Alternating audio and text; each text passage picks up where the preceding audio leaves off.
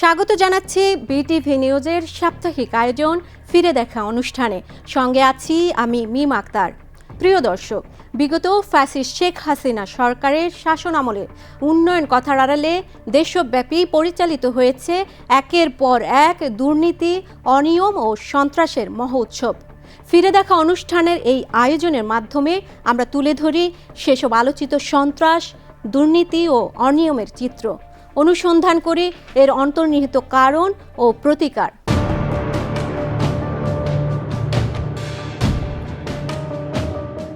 Fascist Sheikh হাসিনার অন্যতম দোসর ঢাকা দক্ষিণ সিটি কর্পোরেশনের সাবেক মেয়র সাঈদ খোকন ছিলেন দুর্নীতির আরেক বরপুত্র। ফ্যাসিস্ট শাসনামলে মেয়র পদে বসেই যেন তিনি আলাদিনের চেরাগ হাতে পান। ক্ষমতার অপব্যবহার করে দুর্নীতি, অনিয়ম ও চাঁদাবাজির মাধ্যমে লোপাট করেন হাজার কোটি টাকা। এসব অর্থের বড় একটি অংশ পাচার করেন বিদেশেও। তুমি বড় হতো আমার কি, আমাকে মেরে বড় হতে হবে নাকি? ফ্যাসিস্ট আওয়ামী লীগের বিতর্কিত নির্বাচনে নানা বিতর্কিত বক্তব্য দিয়ে সবসময় আলোচনায় ছিলেন ঢাকা দক্ষিণ সিটি কর্পোরেশনের সাবেক মেয়র সাঈদ খোকন। বাবা সাবেক মেয়র হানিফ দলমত নির্বিশেষে সবার কাছে জনপ্রিয় থাকলেও তথাকথিত মেয়র সাঈদ খোকন শেষ পর্যন্ত বাবার মর্যাদা ধরে রাখতে পারেননি বলে মনে করেন নগরবাসী। মেয়র হওয়ার পর দখল, চাঁদাবাজিতে নেমে পড়েন সাঈদ। কাজের চেয়ে বেশি সময় তিনি গণমাধ্যমে শিরোনাম হয়ে থাকতেন। সাঈদ খোকন তিনি বারবার অভিযোগ করেছেন যে তার উপরেই আক্রোশ বা হামলাগুলো হয়েছে আওয়ামী লীগের আমলেও, কিন্তু আওয়ামী লীগ পতনের পর বাস্তবতাগুলো সামনে আসছে। গতকালকে আমরা দেখেছি 54 কোটি টাকার একটি তার এবং তার বোনের ব্যাংক হিসাব দুদকের মামলায় জব্দ হয়েছে, এবং তার মায়ের 94 কোটি টাকার আরও কয়েকটি হিসাব এবং প্রায় 14টির মতো বাড়ি তাদের ঢাকা শহরে জব্দ হয়েছে। গুলিস্তানের যেই মার্কেটগুলো রয়েছে সেখানে তিনি তালা মেরে রীতিমতো চাঁদাবাজি করতেন। এটা আওয়ামী লীগের সময়ই প্রকাশ্যে এসেছিল, এবং আওয়ামী লীগ যাওয়ার পরে এখন তো আরও গভীর থেকে গভীরতর দুর্নীতিগুলো বেরিয়ে আসছে।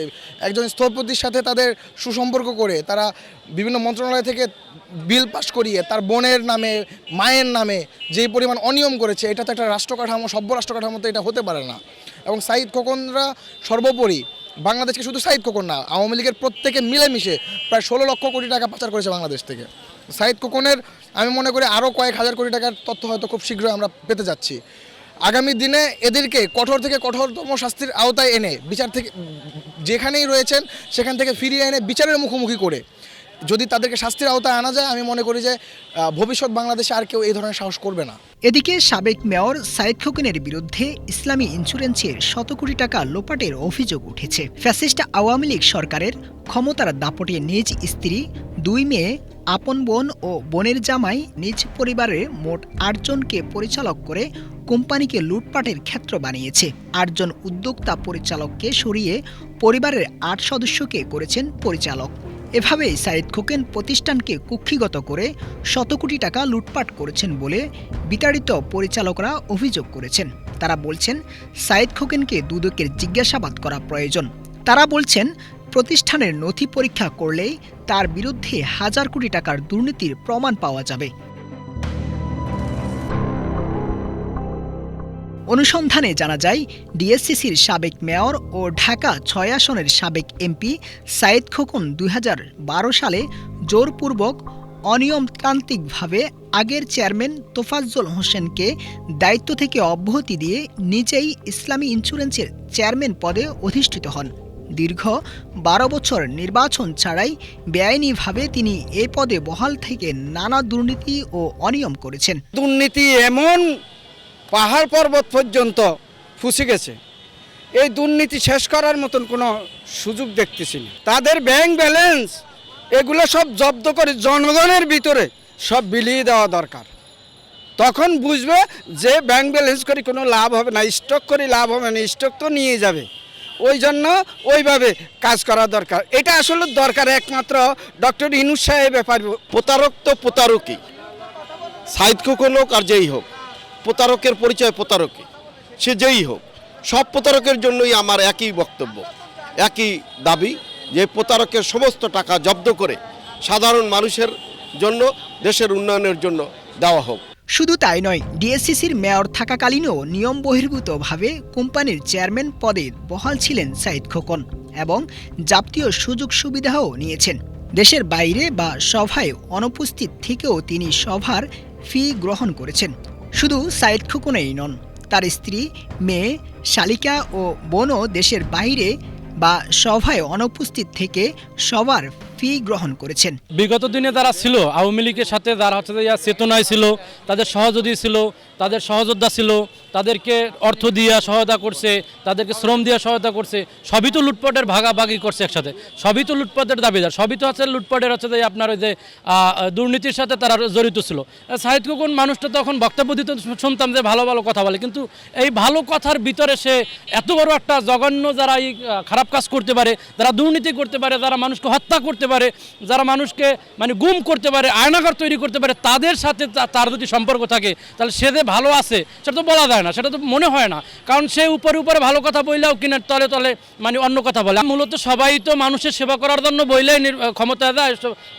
যখন ওই খুনি হাসিনা সংসদে ছিল তখনও বলতো যে তিনি এত কিছু করে, মানুষের খাওয়াইতেছে, এবং সবাই তো জনসেবার কথা বইলা এরপরে ক্ষমতা দেয়, কিন্তু জনসেবা করার কথা বললে ক্ষমতা দেয় তারা কি করে? তারা রক্ষক হিসেবে যায় না, তার বক্ষক হিসেবে যায়, তারা আসলে রক্ষক হিসেবে যাইয়া বক্ষকের কাজ করে আর কি। এছাড়াও কোম্পানির প্রধান কার্যালয়ের জন্য কেনা 65/2 পুরানো পল্টনে 1996 বর্গফুট এবং নয়া পল্টনে 5780 বর্গফুটের স্পেস বিক্রি করে বেশি ভাড়ায় বনানীতে নিজের মালিকানাধীন ভবনে কোম্পানির প্রধান কার্যালয়ে হস্তান্তরের বিষয়ে সাঈদ খোকন এককভাবে সিদ্ধান্ত নেন। এরকম অনিয়ম আর দুর্নীতির অনুসন্ধানে নামে দুদক। পরবর্তীতে দুদক সাঈদ খোকনের নামে থাকা গুলশানে একটি 14 তলা বাড়ি ও বনানীতে থাকা 2টি বাড়ি এবং শাহানা হানিফের নামে বাড়িধারায় থাকা জমি ও বাড়ির জব্দের আদেশ দেওয়া হয়। সাধারণ মানুষের সাথে শুধু প্রতারণা না, আমাদের এই দেশটা যখন জন্মগ্রহণ করে তারপর পরের থেকে আমাদের যে রাজনীতিবিদরা আছেন তারা রাজনীতিবিদ হওয়ার পরিবর্তে তারা শোষক হয়ে গেছেন। এর ভিতরে এই সাঈদ খোকনের যে বিষয়, আমাদের শুধু একজন সাঈদ খোকন আঙ্গুল দিয়ে দেখানো হয়েছে বিচার বিভাগ থেকে, শুধুমাত্র একজনের সম্পদ ক্রোক করলেই আমাদের এই বিষয়টা এখানে ন্যায় বিচার সম্ভব হবে না। বাংলাদেশের মানুষকে যদি ন্যায় বিচার দিতে হয় তাহলে প্রত্যেকটা ইন্ডিভিজুয়াল যে অপরাধ আছে অপরাধের বিরুদ্ধে দাঁড়াতে হবে।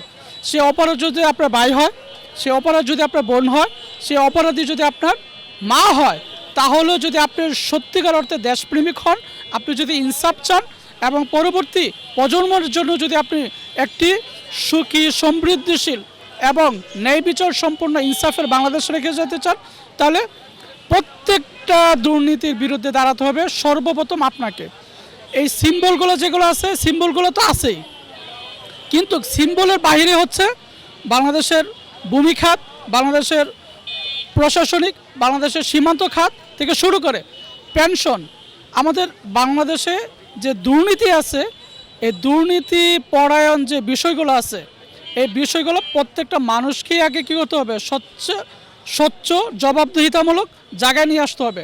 দুদকের আবেদনে বলা হয়, শাহানা হানিফ, মোহাম্মদ সাঈদ খোকন, তাদের পরিবারের সদস্য জাবেদ আহমেদ ও ফাতেমা খাতুনের ব্যাংক হিসাব অস্বাভাবিক লেনদেনের অভিযোগ রয়েছে।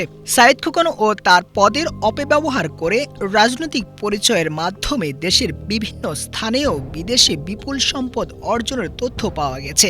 অনুসন্ধানে সাঈদ খোকন, ফারহানা সাঈদ ও শাহানা হানিফের নামে সিটি ব্যাংকের পারপেচুয়াল বন্ডে মোট 90 কোটি টাকার বিনিয়োগ থাকার তথ্য মিলেছে। এসব সাঈদ খোকন, তার স্ত্রী ও মেয়ের নামে পাওয়া স্থাবর ও অস্থাবর সম্পত্তি যাতে হস্তান্তর করতে না পারে সেজন্য জরুরি ভিত্তিতে অবরুদ্ধ করা হয়েছে। যে দখলবাজি করেছে, ওনার সম্পদ হলফনামা অনুযায়ী বেড়েছে 4683 গুণ। জমি দখল করেছে, 600 কোটি টাকার ক্ষতিপূরণ দাবি করেছে এবং চাপ সৃষ্টি করে উনি 41 কোটি টাকার প্রকল্প গ্রহণ করেছে। এরপরে তিনি বিভিন্ন নৈতিক অনৈতিক কোনো কিছু না মেনে উনি নিজের মতো করে সম্পদ, ফ্ল্যাট, বাড়ি গাড়ির মালিক হয়েছে এবং তার স্ত্রীর নামে হলফনামায় 10 কোটি 35 লাখ টাকার স্থায়ী সম্পদ রয়েছে। তা অনুসন্ধানের জন্য আমরা দুর্নীতি দমন কমিশনে একটি অভিযোগ দাখিল করেছি। আর দ্বিতীয় অভিযোগ আমরা দাখিল করেছি সাবেক মেয়র সাইদ খোকন ও তার স্ত্রীর বিরুদ্ধে পত্রিকায় প্রকাশিত অভিযোগ অনুসন্ধানের জন্য। প্রথম আলো তার রিপোর্ট করেছে তা ওনার সম্পত্তি বেড়েছে 27 গুণ। নির্বাচনী হলফনামায় ওনার ছিল আগে 77 কোটি টাকা, সেটা এখন হয়েছে 238 কোটি টাকা। এই 8 বছরে ওনার সম্পত্তি বেড়ে গেছে 27 গুণ। আর আমরা আরেকটা অভিযোগ দিয়েছি সাবেক ডিআইজি পলয় কুমার জোয়ারদারের নামে। উনি 6 দেশে 4 দেশের 6 শহরে বাড়ি করেছেন। অবিভক্ত ঢাকা সিটির মেয়র মোহাম্মদ হানিফের ছেলে সাইদ খোকন 2015 সালে ঢাকা দক্ষিণ সিটি কর্পোরেশনের মেয়র নির্বাচিত হন। পরের দফায় মেয়র নির্বাচনে দলের মনোনয়ন পাননি। দ্বাদশ সংসদ নির্বাচনে তিনি ঢাকা 6 আসন থেকে ফ্যাসিস্ট আওয়ামী লীগের মনোনয়নে সংসদ সদস্য নির্বাচিত হন। গত 5 আগস্ট স্বৈরাচার হাসিনার পতনের পর পালিয়ে যান সাইদ খোকন এবং তার পরিবার। নির্বাচনের আগে সাধারণ মানুষের কাছে সেবা দেওয়ার প্রতিশ্রুতি দিলেও বাস্তবে তার প্রতিফলন দেখা যায়নি, এমন অভিযোগ করেন নগরবাসী। বলেন, সাইদ খোকন সহ অভিযুক্তদের বিরুদ্ধে দৃষ্টান্তমূলক শাস্তি দিতে হবে। সাইদ খোকন সাহেব উনি যেটা করছেন, যেটা আমরা শুনতে পাচ্ছি যে উনি একটা ক্ষমতা পেয়ে, দায়িত্ব পেয়ে, একটা পবিত্র দায়িত্ব, আপনি ভোট দিচ্ছেন, আমি ভোট দিচ্ছি, দেশটা তার হাতে তুলে দিচ্ছি এক হিসাবে, যে উনি দেশটা সামলাবেন বা উনি দেশটাকে সুন্দরভাবে, আমাদের যে প্রত্যাশা, জনগণের প্রত্যাশা উনি পূরণ করবেন। একজন মেয়র কি নগর পিতা, অনেক সমস্যা নগরের, সেগুলো সমাধান না করে ওনারা যখন দুর্নীতির মাধ্যমে ফুলে ফেপে কলা গাছ হবেন, তো এইটা তো আমরা আসলে চাই না। খালি উনি না, এই পর্যন্ত যতজন দুর্নীতিবাজ, আমি বলবো যে আপনারা একটু জনগণের প্রতি মায়া দয়া করেন। 54 বছরে আর কত করবেন? একটু তো চোখে লজ্জা শরম থাকা উচিত আমাদের, যে আমরা আর কত দুর্নীতি করব। আর দুর্নীতি করে তো দেশটাকে আর নিচের দিকে নেওয়াটা উচিত না। আমাদের সাথেই অনেক কান্ট্রি স্বাধীনতা লাভ করছে, তো তারা কোথায় আর আমরা কোথায়? আপনারা একটু ওইটার দিকে তাকায় দেখেন। আপনারা কেন সেকেন্ড হোম বানাবেন? আপনাদের এইটা তো আপনাদের নিজেদের ভূমি, আপনারা এইটাকে নিজেদের ভূমি হিসেবে এইটাকেই ওই সেকেন্ড হোমের মতো বানান না কেন? মেয়র হানিফ সাহেব মানে ঢাকা শহরের কি বলবো, ওনার একটা নাম ডাক, উনি কোনো দলমত নির্বিশেষে ওনার একটা নাম ডাক, সেই জায়গাটা আমি বলবো ছেলে হিসেবে উনি এটা নষ্ট করে গেছে।